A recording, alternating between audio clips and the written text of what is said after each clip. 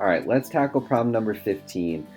Okay, we've got this problem, which is part of the family of problems that I talk to my students about, and I call them constant problems because they mention constants. And these problems almost always mention that the system either has no solutions or infinite solutions. And if that's the case, I want you to think about this a little bit graphically. If there are two different equations that could be graphed on a line, and they're either going to have no solutions or all solutions, what is definitely the case? What's definitely the case is that they've got the same slope. If they have no solution, they're going to be parallel to one another. If they have an infinite number of solutions, they're going to be right on top of one another.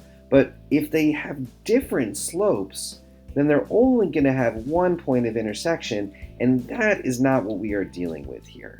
So one way or another, we need to make sure that these two lines have the same slope if they were graphed.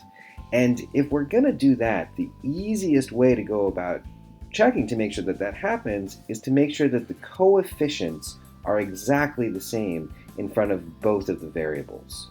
So what I can do is I can take this top equation and multiply it by 2 all the way across the board. And the reason why I'm doing that is to line it up with that coefficient right there.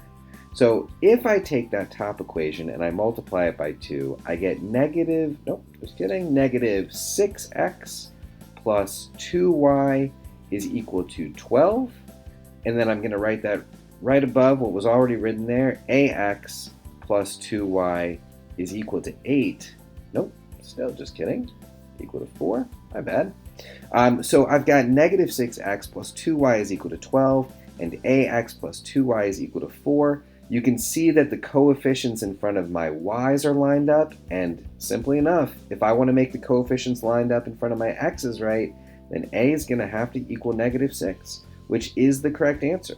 And the fact that 12 and 4 don't match is what means this has no solution. If those answers had been exactly the same, then it would have had an infinite number of solutions. So this is actually what we want. We want 12 and 4 to not be the same. We just want the coefficients in front of my variables to match up.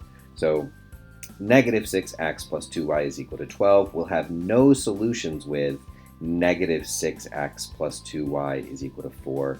Negative 6 is going to be my correct answer to this question. Choice. Guys, don't forget to subscribe and hit that bell for all future notifications.